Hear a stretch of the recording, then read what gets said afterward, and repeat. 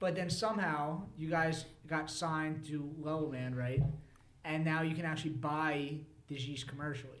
Right. So how did we get from this yeast, which we call GY7B, Yeah. to the commercial product Philly Sour? Yeah. So it was GY7B because we isolated it off a dogwood tree in a graveyard. GY. Hell yeah. And it was strain number 7, and there happened to be 2 that we isolated, an A and a B. So GY7B was the winner.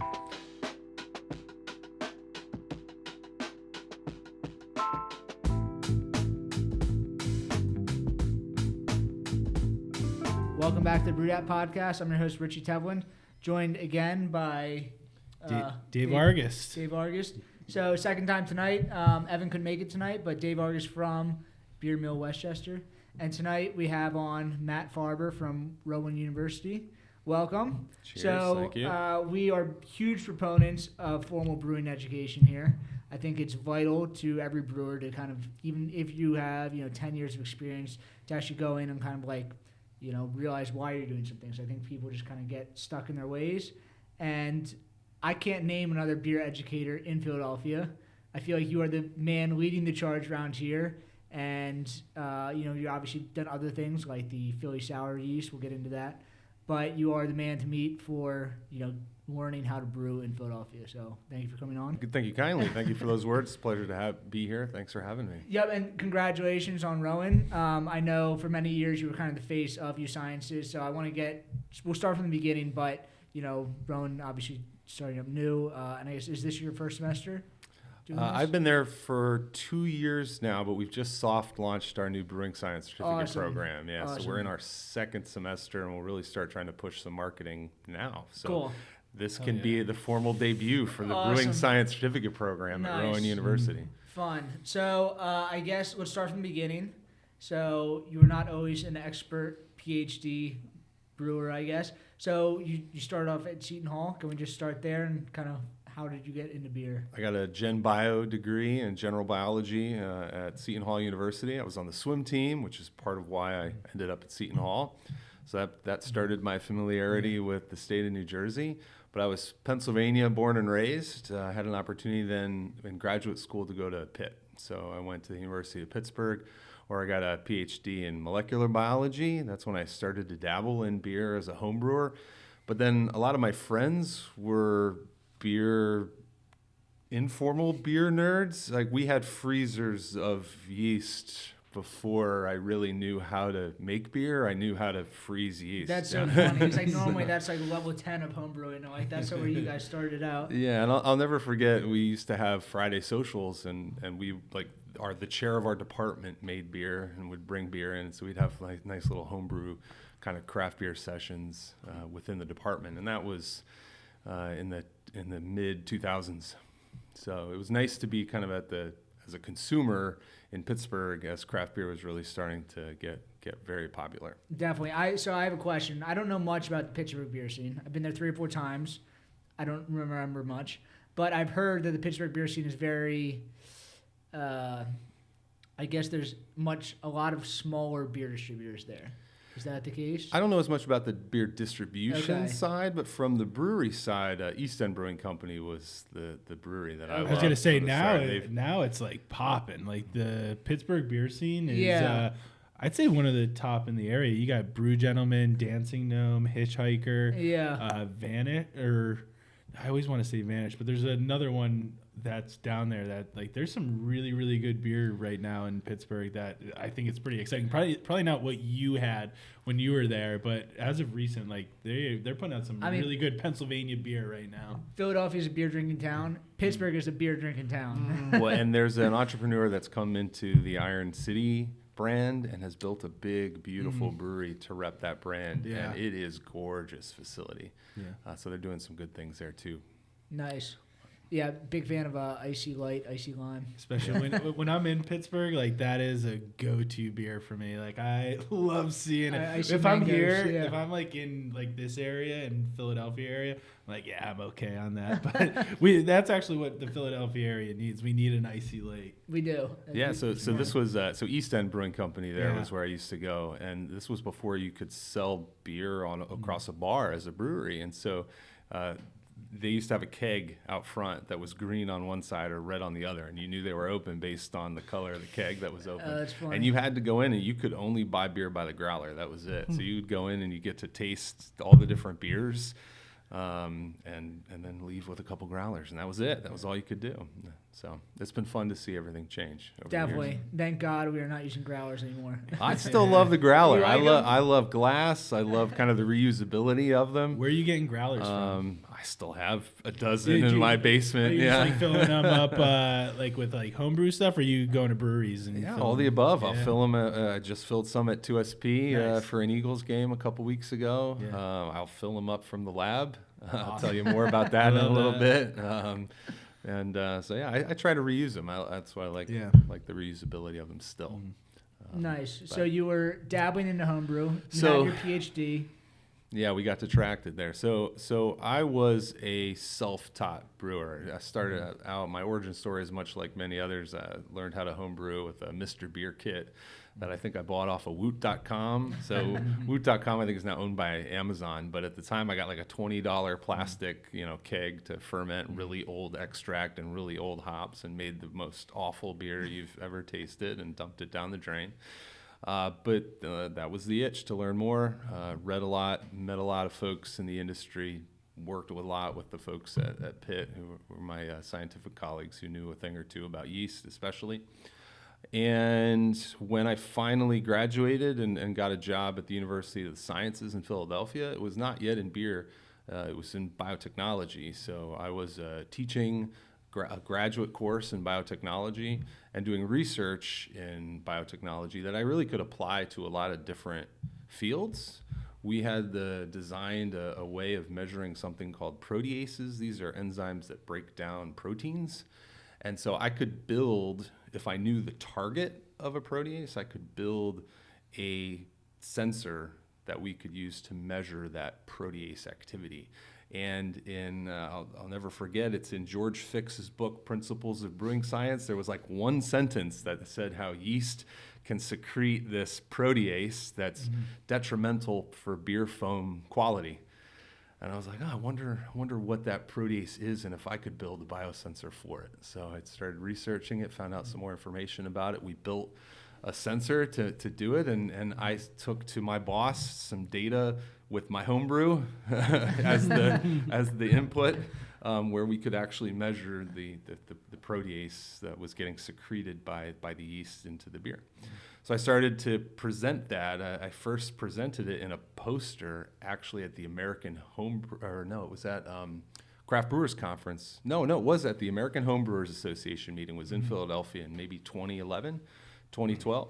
Were they like, we're homebrewers? Like, what do we care about protein? There was a time for the American Homebrewers Association that they were really trying to promote education and research. And in fact, they actually had a research fund where as a homebrewer, you could apply for a $500 grant to do some type of research that you would then publish in their magazine. That's Real cool. And so they opened the door for people to give posters on their homebrew or whatever they were dabbling in homebrew. So here I show up with this very scientific poster at an American Homebrewers Association meeting. But I made two really important connections at that meeting.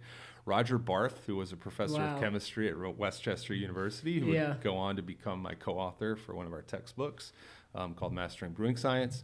And then Bob Hansen, who was the technical director for Breeze Malting Company. He was like, this is a really good technical poster. Have you ever considered presenting this at a formal industry meeting like the Master Brewers? And I said, no. I looked it up. The next meeting was in Austin, Texas. So I went to the Master Brewers Association meeting in Austin, Texas, I think in 2012. And that kind of opened my eyes to how there was formal training and education for brewing. This was 2012, amidst the early point of the explosive growth of beer. It's not to cut you off. There's Austin, Texas. Is Shiner Bach in Austin? I don't know if they're in Austin. I definitely didn't make it there. Okay. All right. Go ahead. I'm sorry. Yeah, but no, that's okay. And so it kind of became a conversation with my boss at the time. It's like, what do you want to do when you grow up? And it was like, well, I would do beer and brewing and go into the education research side of it if there was a job. But there's not a lot of academic positions like that.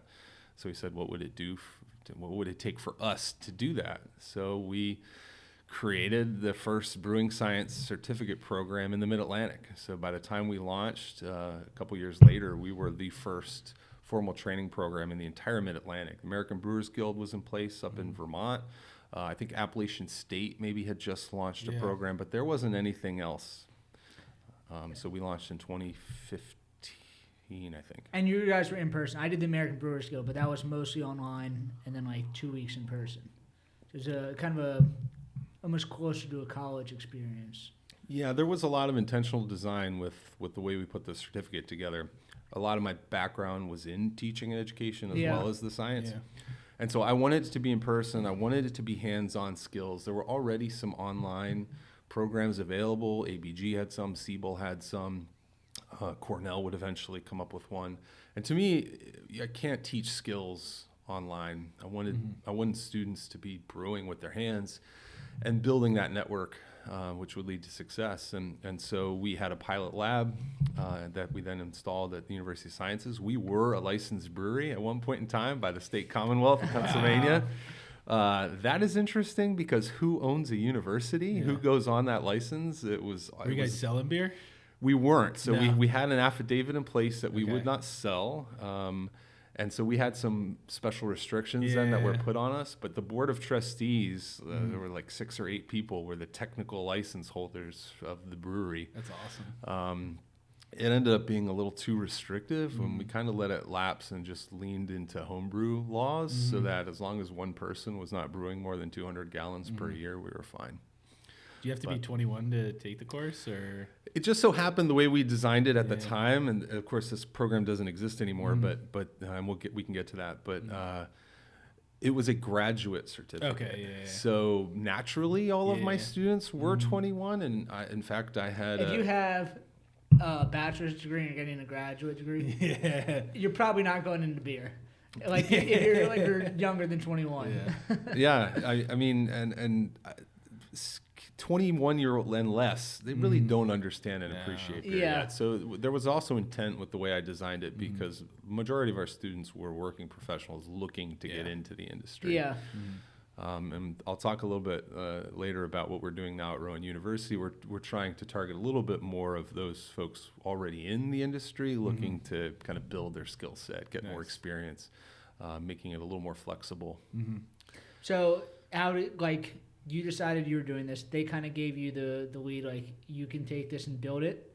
Like, how does building an entire college program work? I mean, you're not just figuring out, like, one class to teach. Like, you're building an entire certificate program. Yeah, I've done it twice now. So the first time when we did it at University of Sciences, I did it intently with industry. So we worked very closely with an advisory board as well as a lot of other folks that we talked to about how we should do it right.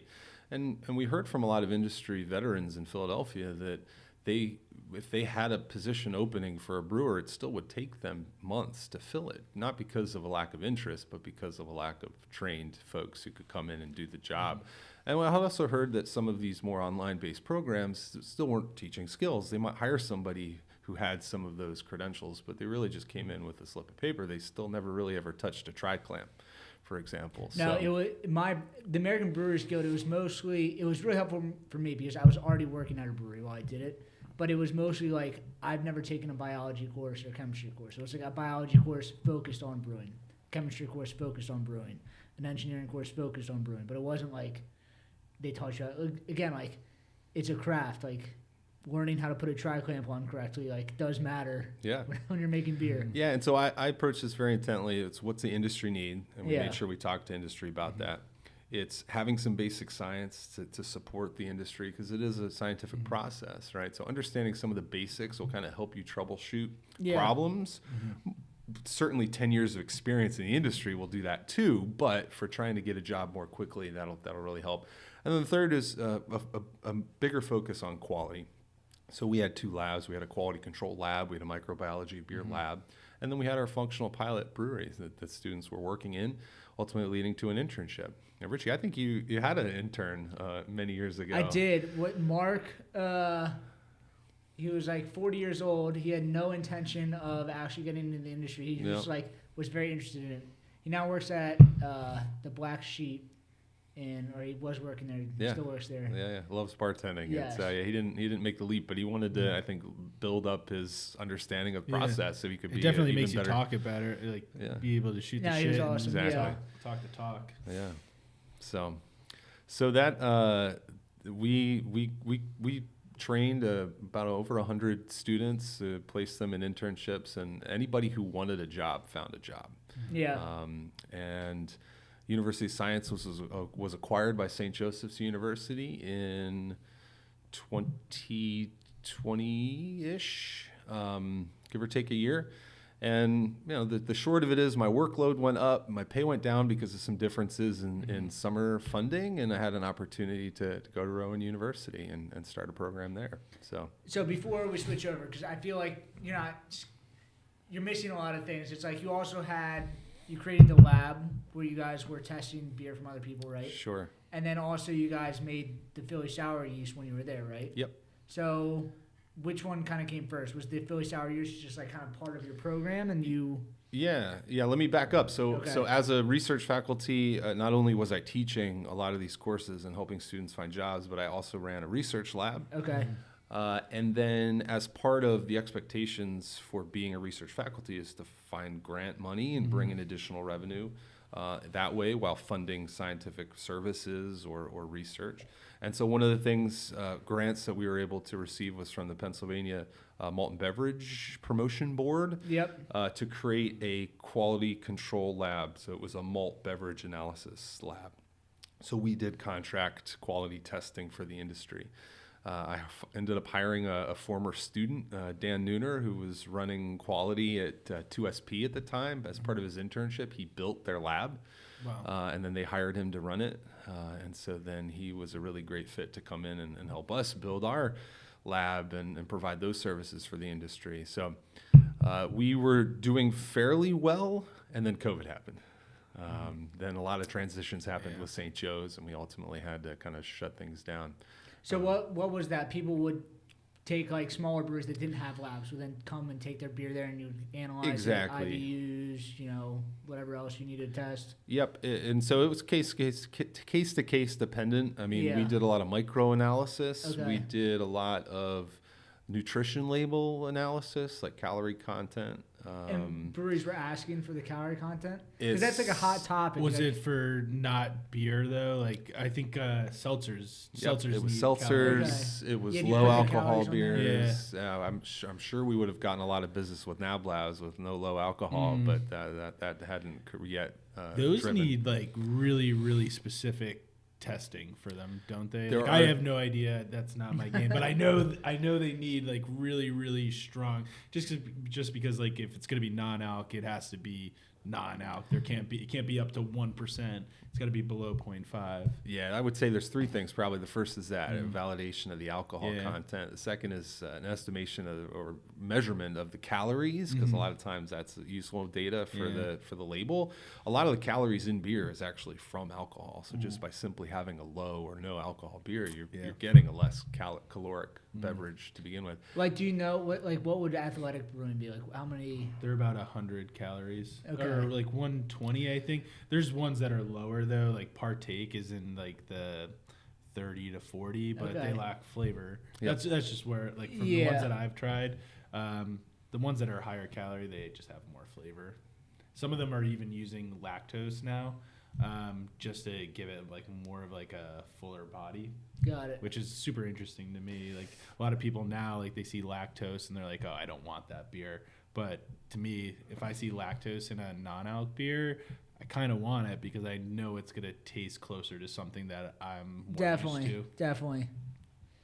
Yeah, one of my concerns always with lactose is when brewers aren't putting it on the label. So many have been getting more responsible with that, but especially when that was kind of rising to prominence in the 2010s maybe, a lot of people were making pastry stouts, right, and dessert beers, and not really talking about how they were putting this thing that some people might actually not respond well to. So I'm glad that people are coming around to labeling it. I think just getting ABVs on beers, like to me, like I look at beers in my store and I'm like, where's the ABV on this? I have to go straight to Untapped that's the only way I could find out what literally the ABV is. It is kind of crazy. Like you legally don't need to put the ABV on, which blows my mind. Like, who would buy a product that you have no idea how drunk you're going to be? Yeah, if it doesn't go across state lines, you don't need to label it. That's crazy. It's also like you said, the lactose thing. It was like, I think people have gotten on off the lactose train, but nobody said that there was lactose in it. But like, so many people are lactose intolerant. So like, is this going to bother you? We're just dumping bags of lactose into the beer. I had a customer return it because he was vegan, and I was like, I didn't even cross my mind. Yeah. I was just like, my bad, man. I'll take it back from you then. I mean, I recommended it to him too. Yeah. I was like, oh, here you go, man. And he came back and he's like, oh, dude, I'm vegan. And I'm like, oh, I guess you can't drink it. I'll take it back. That was a big thing with there was a food blogger who was calling out Guinness for not being vegan anymore because they were using isinglass as a fining. So isinglass was derived from like fish liver or something, right? Swim bladder. Yeah. And it's used as a fining agent. Yeah. And in theory, it shouldn't be in the finished beer because by nature, it's removing solids and it too will be removed. But an animal product was used. So I think Coors Light, I think Miller Lite also used asbestos filters for like 60 years. And no asbestos got through, and it was actually like the best filtering agent. But it is crazy to think that you were using asbestos to flow all your beer through to filter it out. I've never heard that. That's insane. Yeah. So the lab was happening, and I guess kind of all of that stuff kind of came to a screeching halt. Yeah. So we pick it up again when the time's right. But it kind of, with my transition to a new institution, there wasn't really anybody to keep it going. So everything kind of slowed down with COVID. Yeah. And so then my research lab was running this whole time too. And one of the major findings that we developed out of my lab was Philly Sour.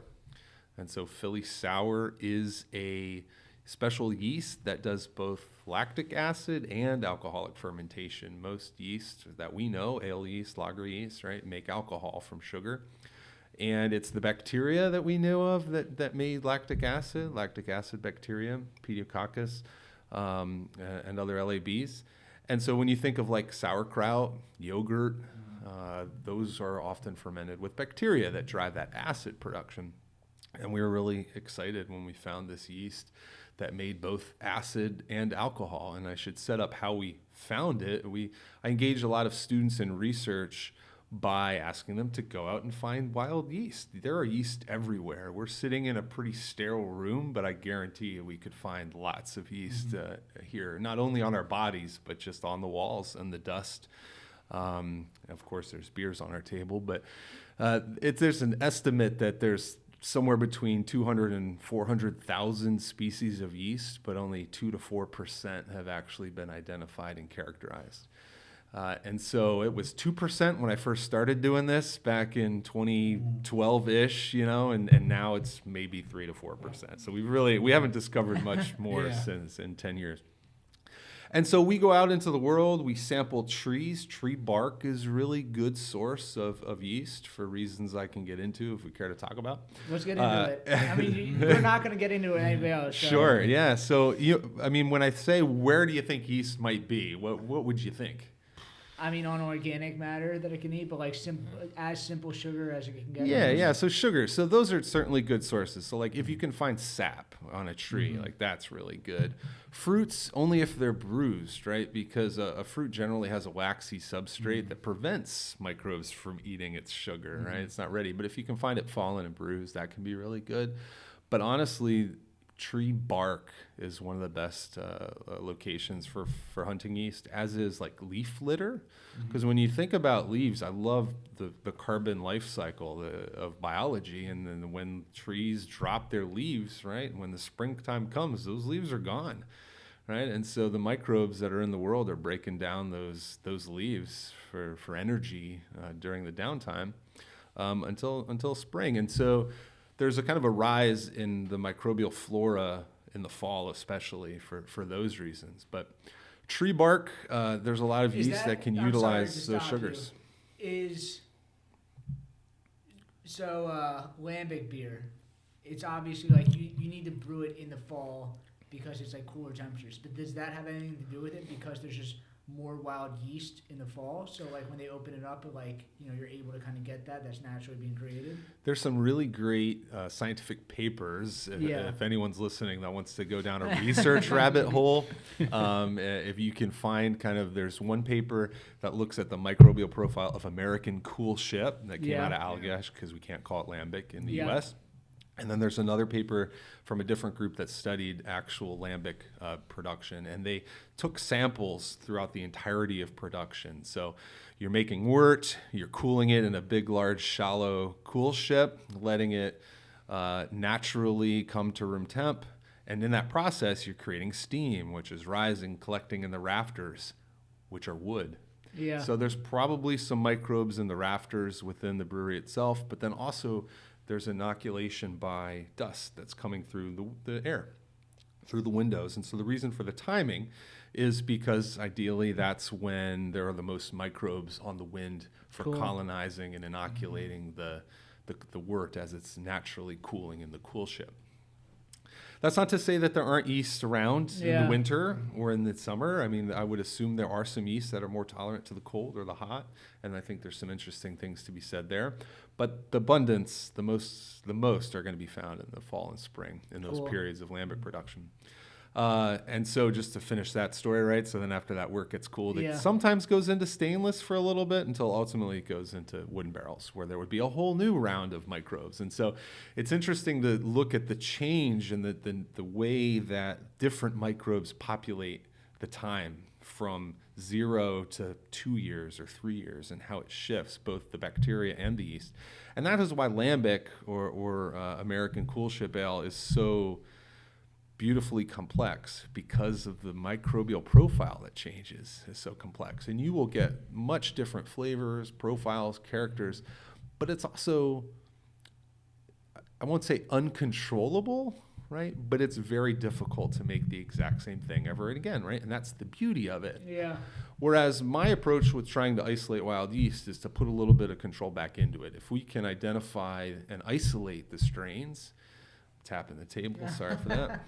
If we can identify the strains and isolate them, then we can brew with a little bit more consistency and control. And so selfishly, I'm trying to isolate interesting fermenters. For my students, I'm just trying to get them to understand aseptic technique and how to cultivate yeast in the laboratory. And learn some of those techniques. And it just so happened in one of our cultivations, so we'll pull a sample of bark, for example, and we'll put it into wort. So we're not going to take wort outside and just sit it out there. We're going to bring the samples into the lab and put it into wort and allow it to ferment there. We're asking... That's almost more control, because like you're exposing to everything, but you can isolate it to just this piece of bark. Yeah, and I've been doing this for over 10 years. We've tried a lot of different things. We've tried taking swabs and swabbing things and putting the swabs in there. We've tried direct plating on plates and isolating colonies and then trying to ferment with those. But we've had the most success with just taking a piece of bark and putting it into some wort and seeing what ferments. And then we'll take that and we'll isolate the yeast that are successful there. Is it yeast that's coming off it mostly, or is it like pediococcus, like bacteria? Like what are the things that you're seeing most come off of that? We try to control for not isolating bacteria. Okay. And you can do that from a couple of different ways. You could pre-acidify your wort, which is a common way that a lot of brewers will do it. Like acid washing. Add some acid directly to your wort and make sure that it's a pH of 4.5 or less. Yeah. There are no pathogens that can grow at that pH. We are actually adding antibiotics to the wort, right? Because we're not tasting or doing anything at this point. We're just evaluating fermentation profile and seeing if we can make some good beer from a process standpoint. You say, I'm sorry to cut you off again, but like the yeast is like another one of the 4 major raw materials. So we've talked about this in the past with like malt and hops, where like the flavor is almost the last thing that you need to figure out. Like you need to figure out if it actually works first. So at this point, you're not even determining the flavor of it. Just like, does this do the steps that it needs to do to be like an actual product. Correct. So we're just using malt extract to make like a 10% or 10-degree Plato wort. Yeah. And we'll sometimes hop it, but we don't really care too much about the hops. The hops can be useful to be antimicrobial. And then we're just seeing if it can ferment. So there's two things that are really important for us to measure. We're measuring the density or the gravity. We're seeing, is it reducing the sugar content so that it's actually making alcohol? And then we will also measure the pH. So the pH is really important. We are not pre-acidifying our wort because I want to make sure that this yeast is acidifying it enough to be food safe. Yeah. Again, that mark of being a pH of 4.5 is really important. Wort before fermentation is probably around 5.5. And so we'll get some yeast that might do a little bit of fermentation and it won't acidify it at all. And so I don't care. I don't want that yeast. It's not food safe. And so in this course of this particular time when we went out in the field and we're doing this, I'm measuring the pH, and it was a pH of like 3.2, which is sour. That's in the pretty sour beer territory, to which I thought it was a mistake. I thought maybe it was contaminated with the bacteria that was making acid. All right, who's going to see? And so we did it again, and it was still sour. We isolated the yeast, and it was still making sour. We eventually identified it. It was a yeast called Leschantia thermotolerans. Learned that the wine industry had been using it for a little bit for bioacid production, but no one had yet really been driving it in the brewing industry. And that's kind of how we got it found. Okay, but that's only, to me, that's like the beginning of the story. Like, you know, scientists in a lab figuring stuff out. I feel like, I don't know anything about science, but I feel like that happens all the time. But then somehow you guys got signed to LeVante, right? And now you can actually buy this yeast commercially. Right. So how did we get from this yeast, which we call GY7B, to the commercial product Philly Sour? Yeah. So it was GY7B because we isolated it off a dogwood tree in a graveyard. GY. Hell yeah. And it was strain number 7, and there happened to be 2 that we isolated, an A and a B. So GY7B was the winner. And the university owns all of my intellectual property. All right. So I have to disclose work that could be commercially viable. I had been talking to people about this yeast, and our intellectual property office said this sounds like something we should try to pursue. So you file a provisional patent pretty easily, and it's relatively inexpensive. We're talking a couple grand, but when the whole process is a lot more than that. But that gives you like a year to actually then start talking about it. So we kind of took the data, took a manuscript, and sent it to the attorneys that the university worked with, and they rewrote it into what is called this provisional patent, which we could submit pretty quickly. That then gave us the opportunity to start talking to potential commercial partners. We talked to a lot of people. We talked to breweries, we talked to yeast companies, and long story short, it was Allagash, who's a national yeast provider in active dry yeast especially.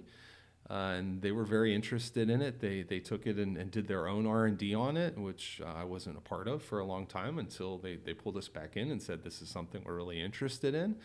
And then our Office of Sponsored Research then worked with their team to figure out what that kind of deal would look like while we continued to pursue the patent kind of on our end. So University of Sciences, now St. Joseph's University, owns that patent, which was eventually issued.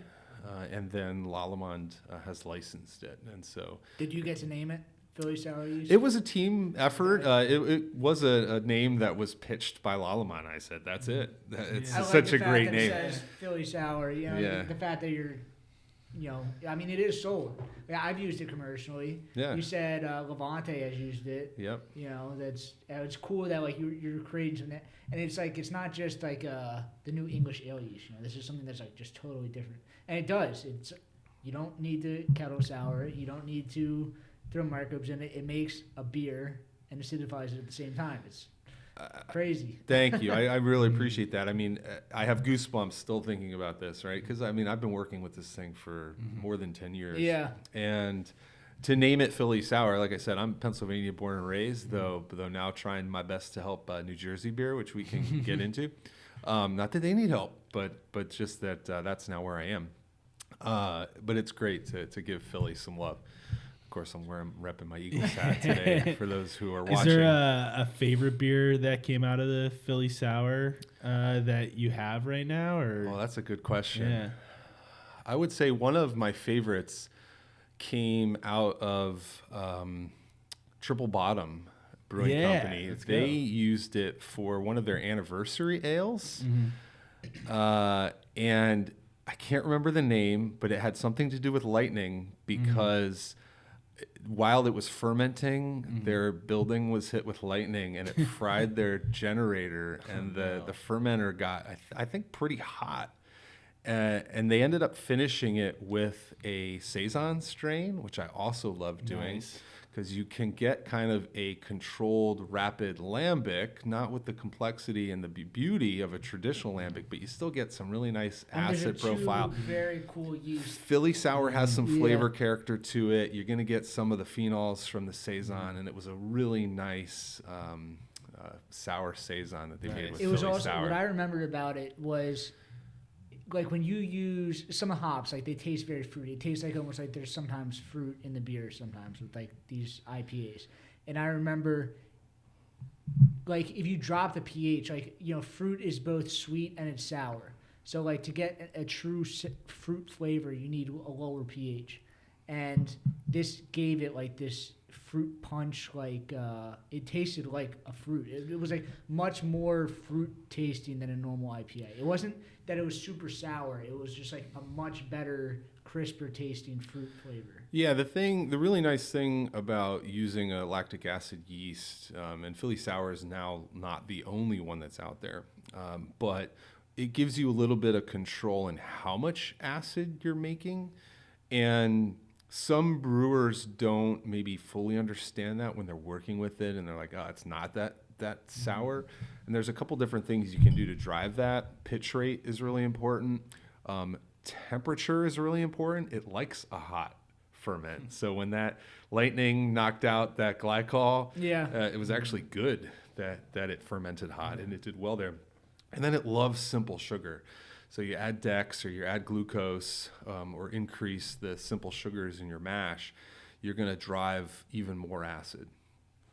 And so I've had very subtle sours that are made with Philly Sour, and then I've had enamel stripping sours with Philly Sour. And so it's a really interesting tool to use for brewers. And to your point about fruit and driving fruit, when you think about fruit juices are acidic, right? And so there is a brightness that drives that kind of fruit flavor forward. So a sour beer is going to benefit a fruit addition at some point in the process. Definitely. It can also, you can add fruit early in fermentation, and that has simple sugars that'll drive acid as well.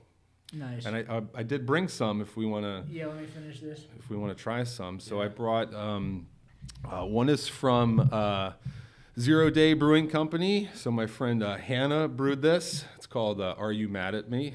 And it has a nice kind of social media conversation where nobody is responding. It's after 678 missed calls. And so this is a boysenberry coconut Berliner Weiss. So Philly Sour works. You forgot to spell something wrong there. Normally there's some type of Philly Sour works really well as a Berliner Weiss. Not too strong of a beer, kind of soft acid profile with some fruit. And I really like this style and this beer in particular because I think it's very well balanced. The boysenberry is subtle but present. The coconut is subtle but present. Also, I want to say thank you for bringing in some Nugget Nectar. Yeah. Very fitting. Yeah, literally one of my favorite beers of the year. I'm going to say between that, I love Sierra Celebration. I don't drink many IPAs anymore, and these two, that and Sierra Celebration, are like two of my favorite beers of the year. It is the end of January, and it is Nugget Nectar season, and it is also a favorite of mine. Yeah, this is really good.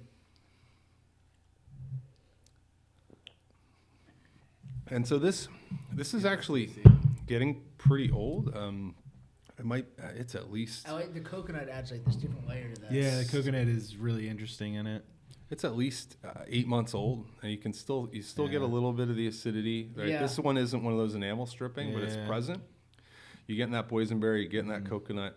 It's a nice balance. Is like the type of like sour beer that I like. Like, I don't want that like super fruity one.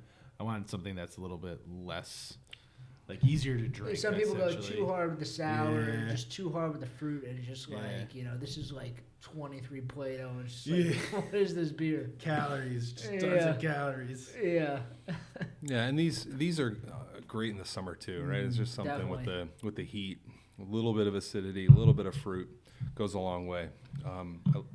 Philly sour drops usually pretty clean and clear too, which is nice. Yeah, I like that. Beers can be bright. Something we don't fully understand is foam stability. So a lot of Philly sour beers tend to have a pretty decent head, which sour beers don't necessarily. We don't fully understand that yet. Do you think it has anything to do with the acidity happening during fermentation as opposed to the fermentation? It's like, there's normal sour beers. It's like a kettle sour beer that they're happening at separate times. It's like you're either like fermenting the wort after it's already at like 3 9 or 3.8 pH, or you're souring after the fact. Hard to say. I mean, there's been some studies. I think Carl Siebert out of Cornell did some of these where he just added acid to beer and could show that you lost foam stability by acidifying it.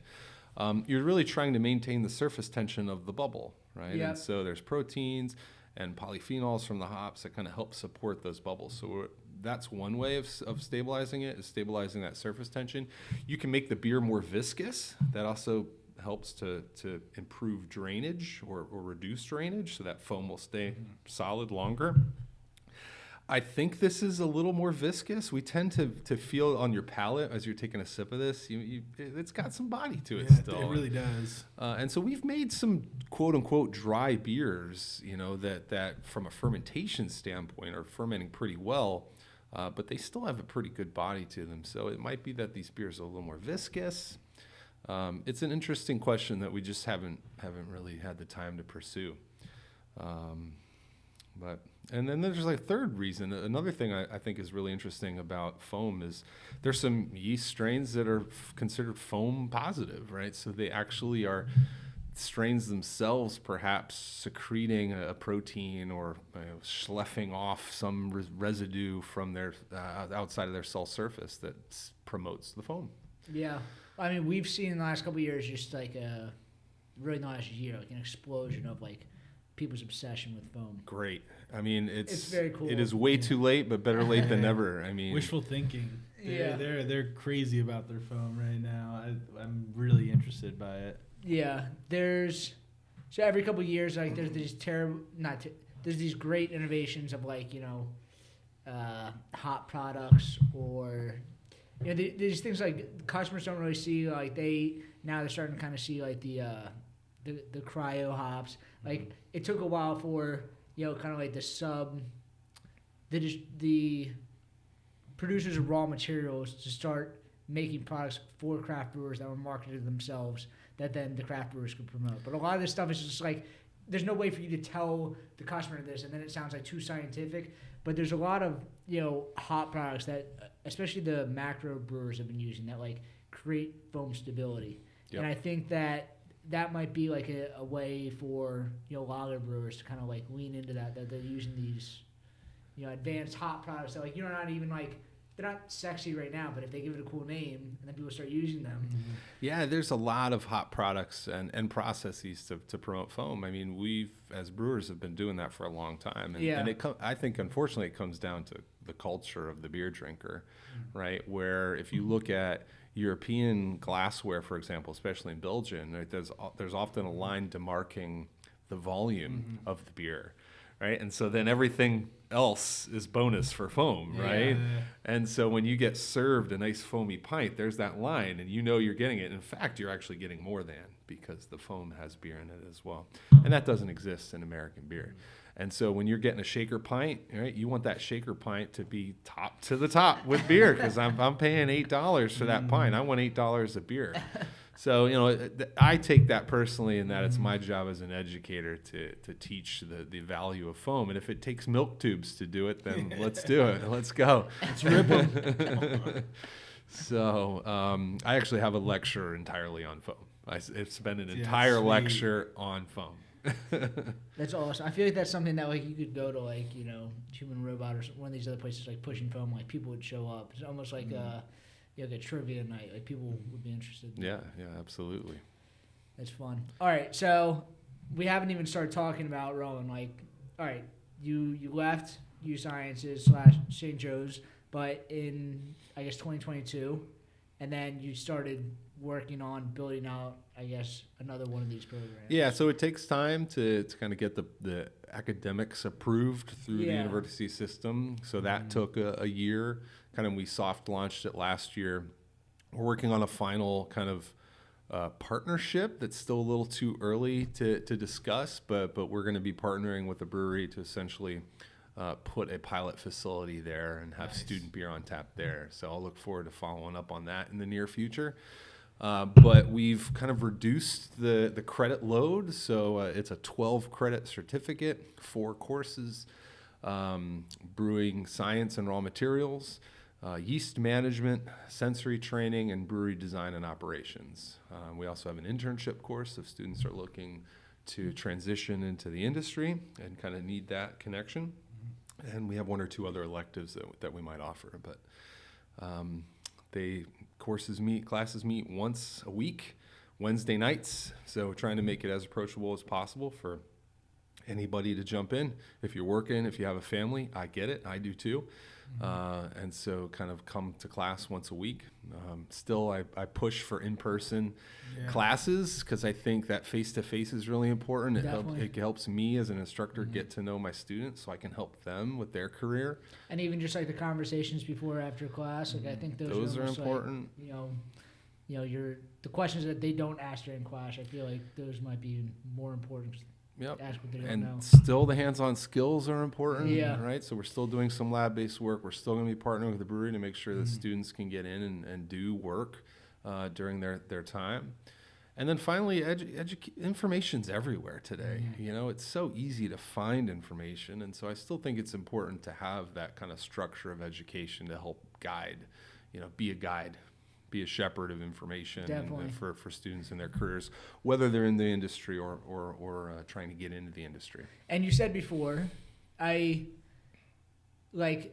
that New Jersey needs help, but New Jersey is almost like an unrealized market for craft beer. Like there's been such restrictions on it, and with the help of Eric Orlando, you know, it's starting to get lifted. But there's really so much growth potential for craft breweries in New Jersey. I feel like you're kind of in the perfect location to kind of help these breweries, you know, provide them with educated brewers. Yeah, I'll plug your episode with Eric Orlando. It's a good way to recap if you're not familiar with New Jersey beer, kind of what some of the restrictions have been there. Yeah. And they've only recently been lifted.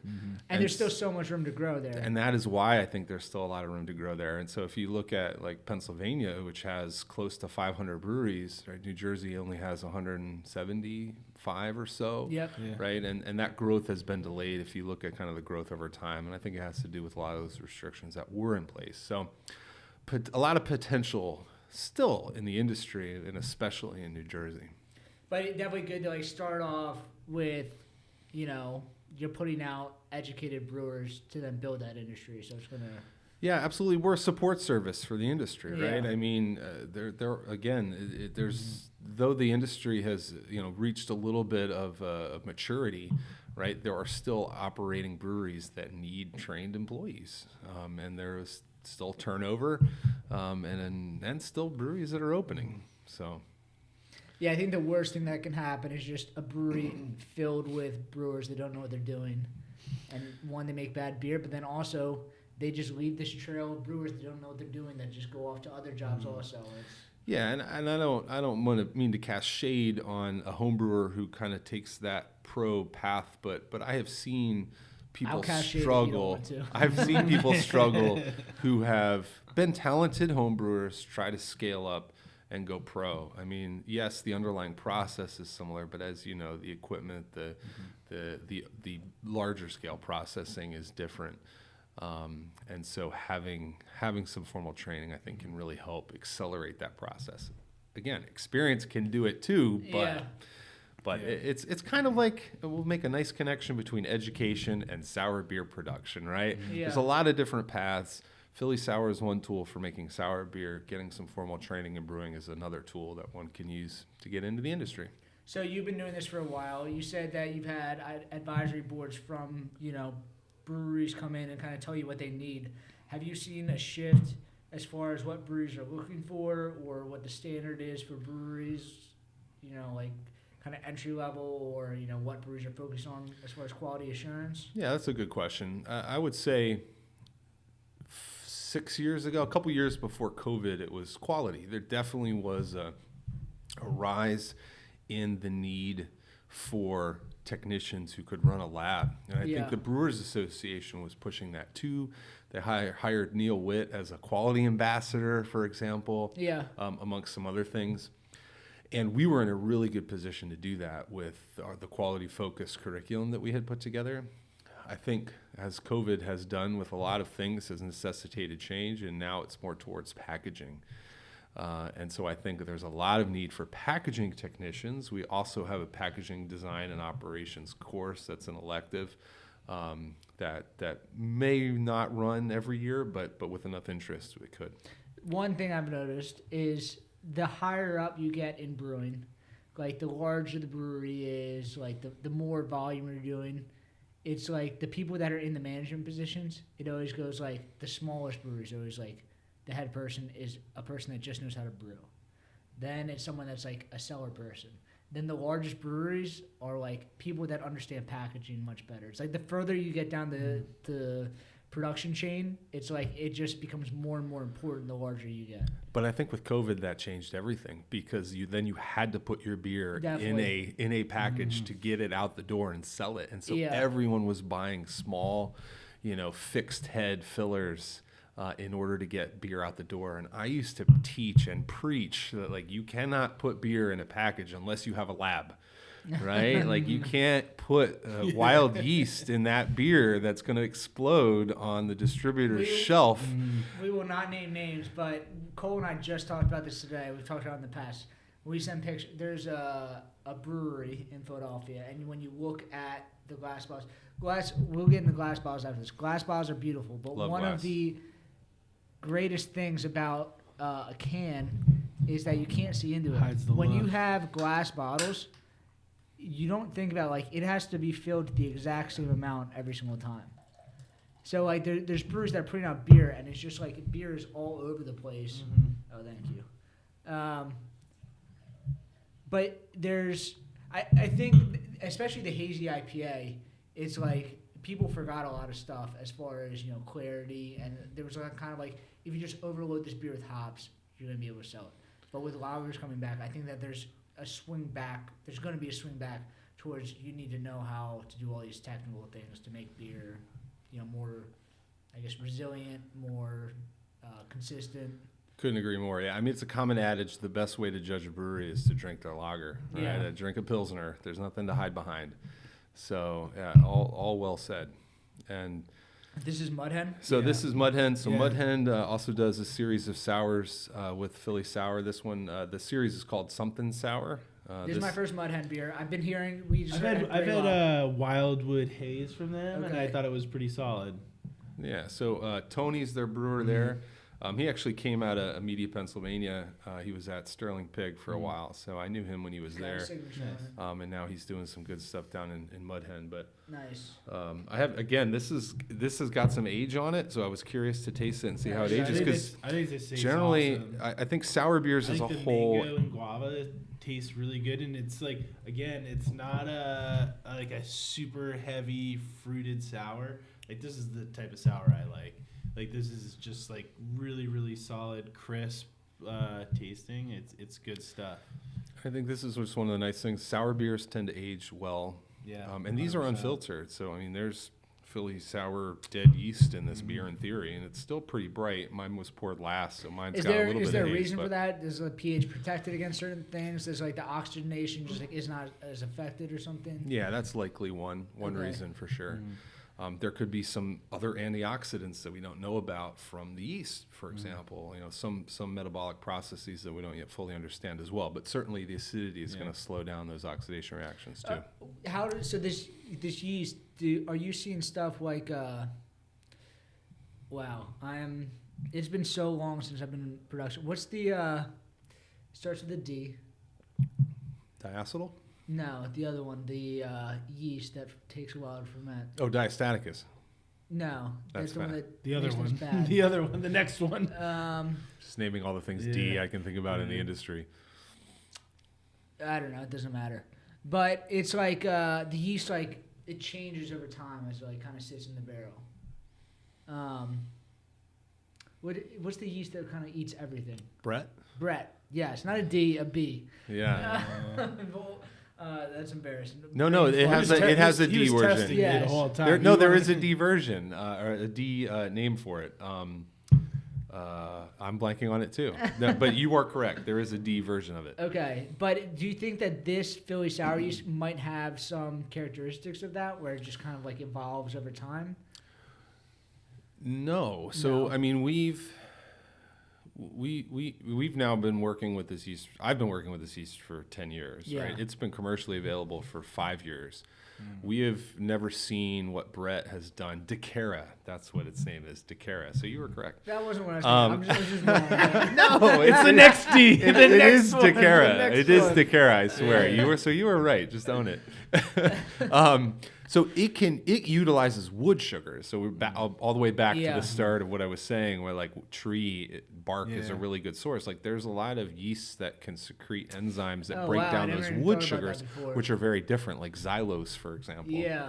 And so Brett does that because it buries itself in the wood because it can chew on that wood sugar and kind of get into the barrel. Yeah. And then it's slow, so it's making some of these other secondary metabolites, some of these other flavors that are pretty unique, like barnyard and horse blanket, kind of over time. Horse blanket is the funniest. I love Brett, man. It disappeared, didn't it? It did. It'll come back. Good Brett IPA. I think everything comes back. Like we were talking earlier, it's like bottles are not cool right now.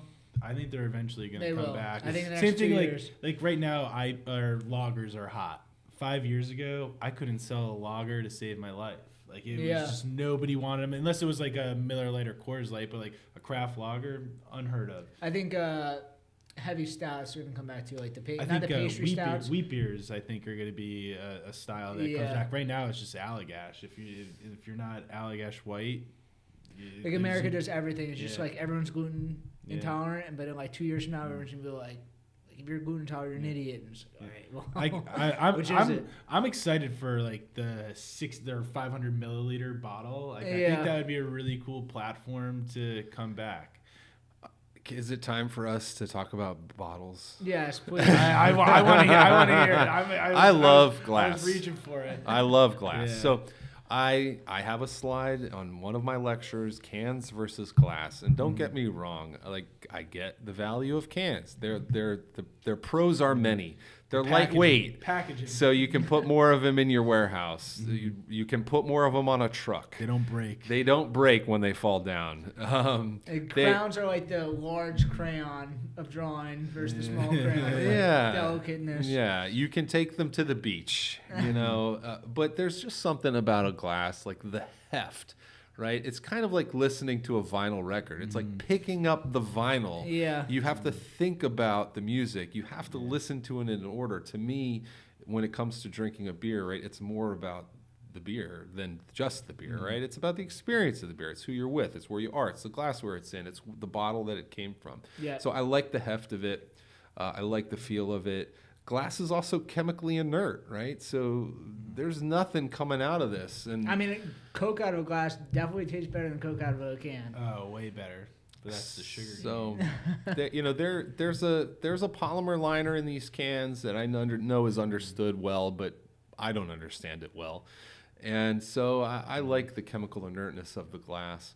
I've heard horror stories of people putting sour beers into can liners before they understood that there are different can liners, right? Yeah. So there were brewers who didn't yet fully understand they needed to be talking to Ball, about what the certain different liners are to make sure that they're having the right ones, and they were dissolving the liner into their sour beers. And so it would be kind of cool, like canners are like super cheap now. You can just buy like used canners. But I imagine bottlers are dirt cheap right now. Like nobody's putting stuff in bottles. Like if you just lean into the bottle and then just say this is what we're doing. Something that I like to see European breweries do are the swing top bottles too. Those are. I do not want to be in charge of the lab. Those are pretty sick though. We get Grolsch or Flensburger. In those bottles, those are sick. Yeah, of course, the downside is, as you said, they don't break. So it's a major risk factor when it comes to safety in the brewery. Yeah. I mean, if you have a bottling line, then something breaks, you have to shut it all down just to make sure glass shards didn't fall into other glass bottles, right? And there were a lot of glass bottle recalls back in the day because of that exact same thing. When I used to work at Flying Dog, they used to, when they first opened back in like the early 90s, they used to make glass 40s. So like when a bottle explodes and you're up by the packaging line, like everyone's like, all right, we have to stop for the next 5 minutes to figure this out. They said when the 40s would explode, it sounded like a bomb went off. And everyone's like, they were doing craft 40s? Well, they weren't. Like it was craft brew making them. I imagine it was just like kind of malt liquor. Because that's like one of my like crazy ideas is I want a craft brewery to do a 40-ounce beer. I think that would be awesome. I think the same way with like the 500 milliliters, you just need specialized equipment, and it's just more expensive. Yeah, or you're doing it by hand. Well, do a lot by hand, and I think a lot of people will buy them. It would be really funny, and I think it would be a really good social media thing. Yeah. So whoever wants to do it, you can take my idea, but do it. Well, and the other downside to glass is, of course, that they can actually explode in your hand too. So one of my other patents is related to diastaticus. We were talking about D words, right? So this is a yeast, Saison yeast often, that can actually secrete an enzyme that helps to break down some of the residual starch that's in a finished beer to create fermentable sugars, and it can re-ferment. So there were a lot of cases before we really understood what this yeast was and what it was doing, which they had a lawsuit for one of the yeast companies that maybe sold them contaminated yeast from their process because they are producing yeast. They probably in the same BSI tank made a Saison yeast that then they made a California ale yeast in right after, and it had a small time of contamination. So then your IPA turned into a hoppy Saison. But I was almost an expert witness for a trial because attorney's client, he had 3 clients who had physical damage from exploding bottles. Wow. I think one was, they were all, I think, tendon related, like in the hands, and I think one was in the leg. But, I like to live dangerously, I guess, and drink glass. But no, it's... with good process and good quality, you're making sure that that's not going to happen. You're reducing the risk. Crazy because I remember, it almost shut. Left-Hand Brewery was one of the largest craft breweries in the country, and it almost put them completely out of business. I think they've since been bought, maybe. Yeah, but I think it was because of that, which is insane because, it's just they're buying yeast from somebody else. You're expecting it to be perfect, and I guess it's not. That's just... And at that point, I thought we had figured out, like, craft beer now is so much better than it was 10 years ago. But even 10 years ago, it's like it felt like we had known everything at that point. So it's like we figured everything out, and then diastasis just comes, and it's just like, wait, no, we don't understand this at all.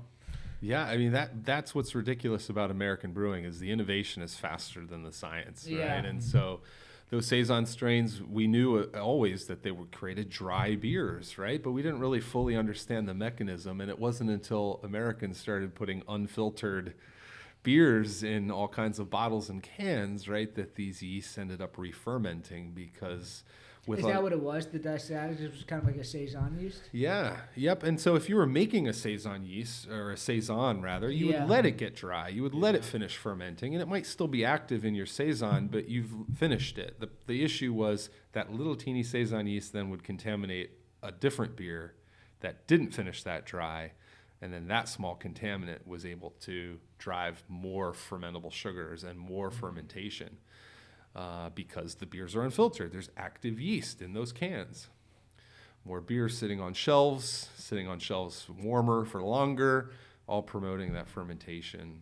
And then re-fermentation in a closed package, of course. So we talked about alcohol. The other byproduct of fermentation is carbon dioxide. So then you're driving pressure, and eventually it explodes. So I think this is a nice transition. You brought some bad beer for us. This is fun. You purposely brought bad beer for us. So we've covered it up. We're not going to dump on anybody tonight, but I'm interested. So this to see how bad they could actually be. We have a stout and I've covered it up. I've forgotten. Is it a? Yeah, we'll find out. It was a blonde. Do you want a stout or a blonde? I think. I'd say the blonde. Yeah, start with the blonde and then do the stout. I think the stout will hold up. Should I open it in the bag or? No, we got. The story behind this beer is one of my bottle shop colleagues.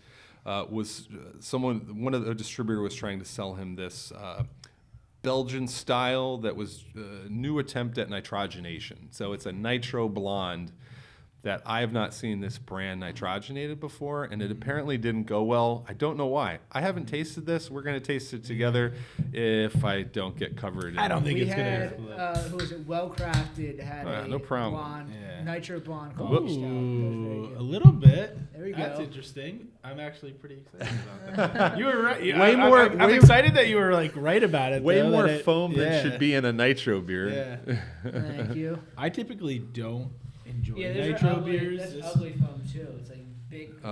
We probably should have got a dump bucket, or I should have poured you a whole lot less. To me, it doesn't smell bad. You can smell the age on it. So it Just definitely has malty. some cardboard. Yeah. Cardboard. I taste like kind of cherry, kind of like. Ugh.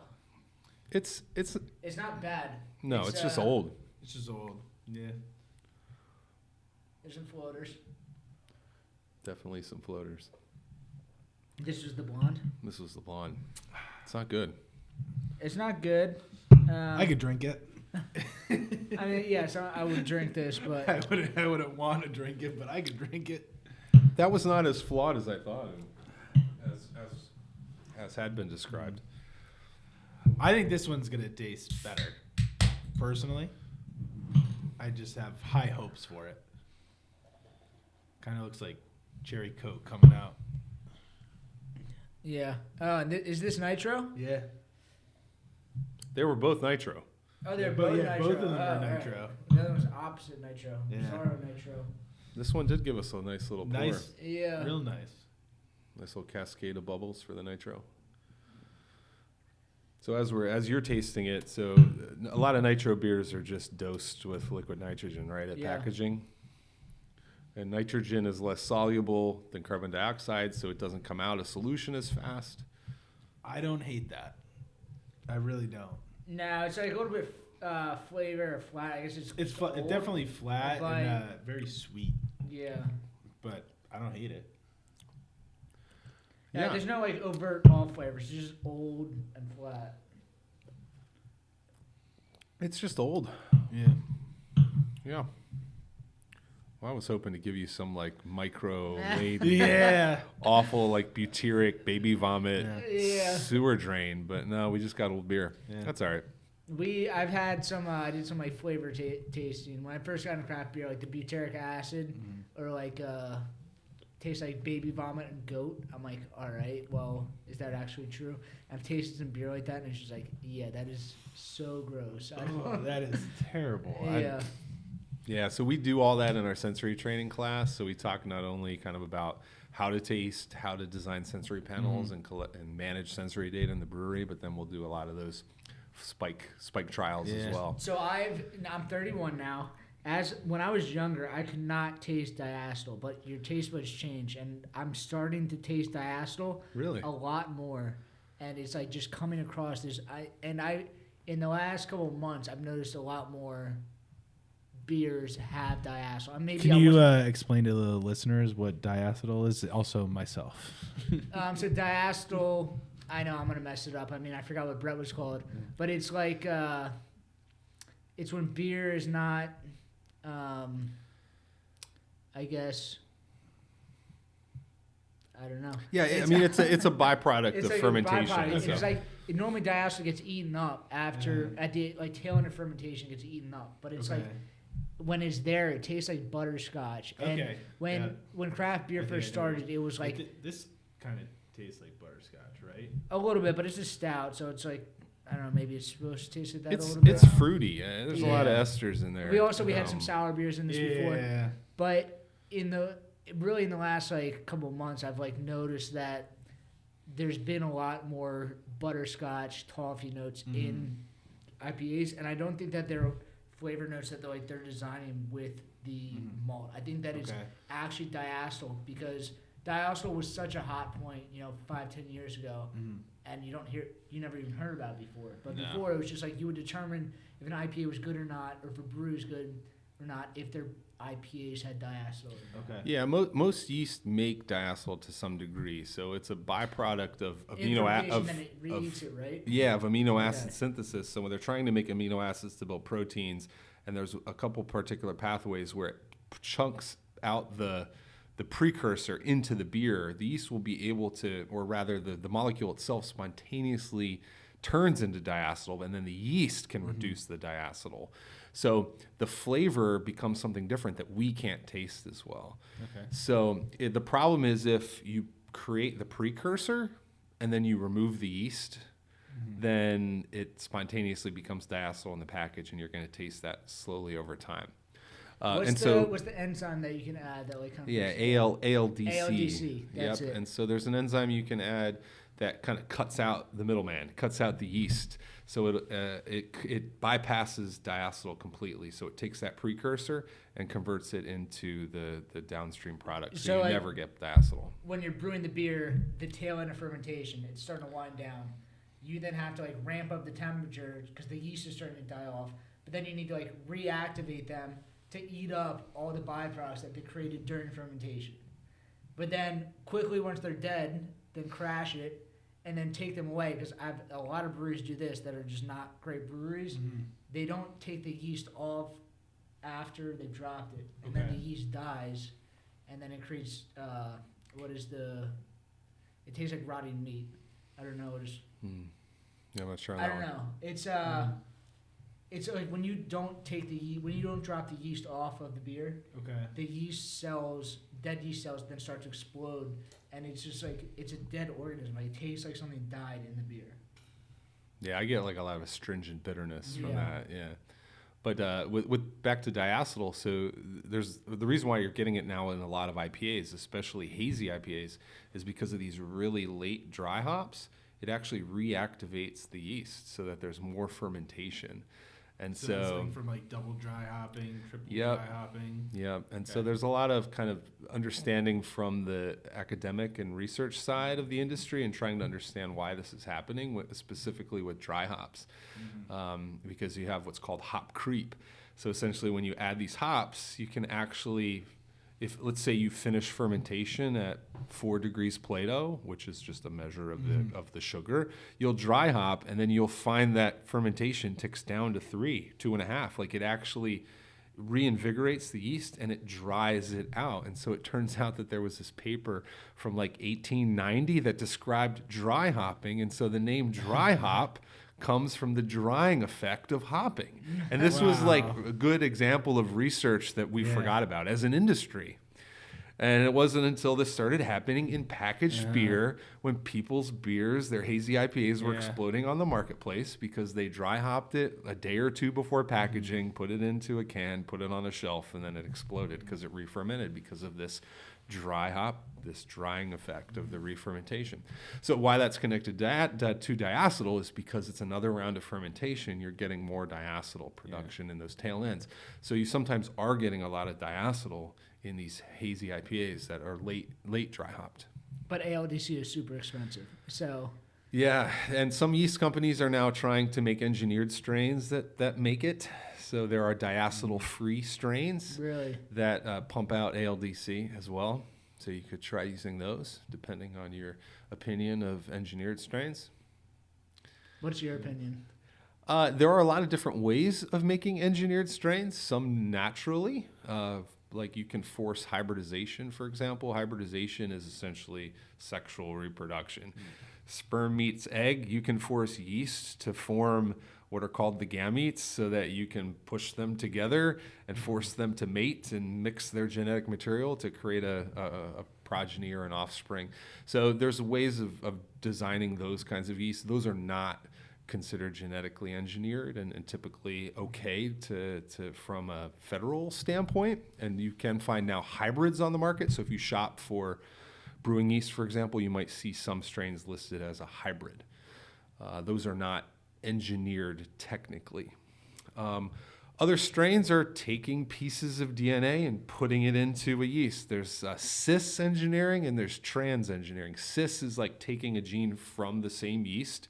Maybe a brewing strain has a great diacetyl reducing gene, and you could take that and put it into a different strain, right? So that's a similar gene just put into another gene. Whereas a trans would be taking a gene from a mint plant and putting it into yeast. In my opinion, it's all DNA. DNA is DNA is DNA. It's A, T, C, and G. Where it comes from, I mean, it's whether or not you want to do that. The way you look at beer is like the Matrix, like you're seeing. A, T, C, and G's. Yeah. It's all just DNA coming at me. Yeah. Yeah. So I'm not opposed to it. There are ways and times that it has to be regulated, like crops, for example. You don't want an engineered crop to get out of control, but when it comes to brewing yeast, it's so controlled. It's so controlled. Yeah. These are. Brewing yeast are the dairy cattle of the brewing industry. They've been bred and domesticated for thousands of years to make beer. So they don't exist in the wild. They're not gonna, if they get released, cause damage. What do you think? What do you think the next trend is as far as yeast or brewing science? Great question. I mean, you're like on the research side, so like I feel like you're kind of seeing beer from a different angle. All the two conversations right now happening in the Master Brewers Association or the American Society of Brewing Chemists is no and low alcohol beer. Yep. And especially safety, because you've reduced alcohol or eliminated alcohol. You've eliminated one of the major barriers to pathogen growth. So that's a big one. FDA. Yeah. That's a big one. Yep.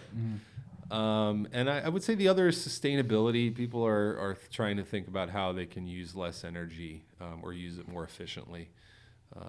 And so I think those two topics from an industry perspective are hot ones right now. Cool. I think we've wrapped it up. So obviously, Rowan, we want to talk about you guys are fully moving on that. But where can we sign up? How does the application process work? How can people listening to this kind of get in on your program? Yeah, Google Rowan Brewing Science Certificate, and you'll find information on the certificate program. You'll find my email at that webpage, or you can just contact me at farberm@rowan.edu. You can find me on Instagram at Brewing Professor, and reach out to me anytime with any questions about the program. We are literally launching our semester tomorrow. Let's go. So I'm teaching 2 classes tomorrow. But then every fall and spring, we're welcoming new students. Cool. Nice. And thank you, Dave, for coming in. Thank you for having me. Thanks, Beer Dave. Mill WC. Yep. Yeah, follow Beer Mill WC on Instagram and stop in Westchester if you ever need some beer. Cool. And you guys still have Nugget Nectar? Oh, we got plenty of Nugget Nectar right now. I don't know if we'll have some when this releases. Probably not. It's like going to be a month and a half from now. Yeah. But maybe, I hope not. I hope we don't have any. No, it was great. And thank you for bringing that in. Thank you for coming in. Thank you again for coming in tonight. Then you can follow us at Brewdat, at the Brewdat Podcast. I'm going to see you guys in 2 weeks. Cheers.